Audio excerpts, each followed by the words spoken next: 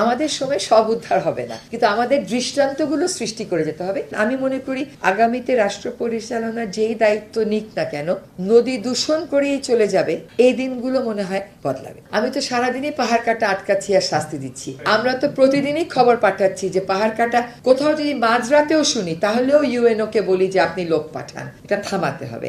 তো এটা চলছে, কিন্তু এইটার জন্য সুবিধা যেটা হবে, কাজটাকে আমরা গুছিয়ে আনতে পারবো। এখন এখানে পাহাড় কাটছে ফোন করি, তারপরে ওইখানে পাহাড় কাটছে, এরকম না করে এমন একটা মনিটরিং প্ল্যান করা যে প্রতিনিয়ত পাহাড়গুলোর উপর সরকারের নজরদারি থাকবে। That's the whole plan. আপনারা ইতিমধ্যে দেখেছেন যে কতগুলো জায়গাতে আমরা প্রকল্প বাতিল করে বনটা ফেরত নিয়ে এসেছি, পাহাড়টা ফেরত নিয়ে এসেছি। যেমন কক্সবাজারে এই যে আমাদের সচিবদের জন্য বিসিএস প্রশাসন একাডেমি হতো, কিন্তু আমরা একমত হয়েছি যে একটা রক্ষিত বনে পাহাড়ের মধ্যে একাডেমি হতে পারে না। হ্যাঁ, সে জায়গায় ফেরত আনা হয়েছে। ফুটবল একাডেমির জায়গায় ফেরত আনা হয়েছে। একজন মুখ্য সচিবের ভাইয়ের স্মৃতি রক্ষার্থে রক্ষিত বন দিয়ে দেওয়া হয়েছে, ওখানে ফেরত আনা হয়েছে। সোনাদিয়া যেখানে ইকো দ্বীপ, ওখানে আমরা বনভূমি ফেরত আনতে চিঠি পাঠিয়ে দিয়েছি। আমরা মিরের সরাইতে যেটুকুন কাটা হয়ে গেছে সেগুলোর ব্যাপারে তো কিছু করার নাই, যে 4000 একর এখনো বেঁচে আছে, ওগুলো ফেরত আনবার চেষ্টা করছি। কাজে এই পর্যন্ত কিন্তু আমাদের অন্তত 1003 একর বন আমরা ফেরত নিয়ে চলে এসেছি, রেকর্ডও সংশোধন হয়ে যাচ্ছে। আমরা গাজীপুরে 5ই অগস্টের পরে 88 একর বনভূমি দখল হয়ে গেছিল।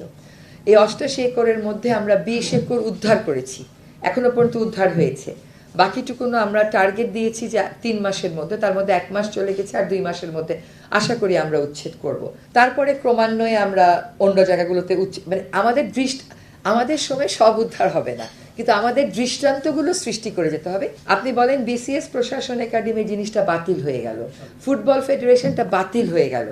আমাদের মুশকিল হচ্ছে আমরা কতটুকুন করছি সারাক্ষণ এটা বলছি না, কিন্তু এটা একসময় will keep the record. So অবশ্যই আজকে যেরকম বলা হলো যে এখানে ক্যান্টনমেন্ট হয়েছে, এবং এটা বলতে হবে, এটা পাহাড় কেটে এরকম ভাবে ক্যান্টনমেন্ট করা যায় না। এবং পরিবেশ অধিদপ্তর এখনো পর্যন্ত 4-5টা জায়গাতে বনের 2 একর চেয়েছে, আমরা নিষেধ করে দিয়েছি, দেওয়া যাবে না।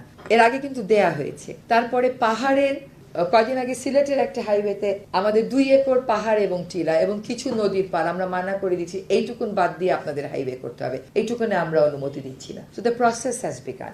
আর কোন কোন ক্ষেত্রে আমরা দেখবো যে দখলকৃত বনভূমি, আমরা আগেই 88 একরটা করি, 88 একরের পরে অন্যান্য দখলকৃত বনভূমি উদ্ধারে আমরা নামবো। আমাদের স্বার্থে অবশ্যই আমাদের সকল অভিন্ন নদীতে আমাদের যে পানির উপরের স্বার্থ, এটা রক্ষা করতে হবে। আমাদের জনগণের স্বার্থে রক্ষা করতে হবে, আমাদের পরিবেশ প্রকৃতির স্বার্থে রক্ষা করতে হবে। গঙ্গা চুক্তি এর আগেও একবার সময় শেষ হয়ে যাওয়ার পরে আবার 2026 পর্যন্ত মেয়াদ বৃদ্ধি, নতুন করে চুক্তি হয়েছে। আমরা ভারতের সাথে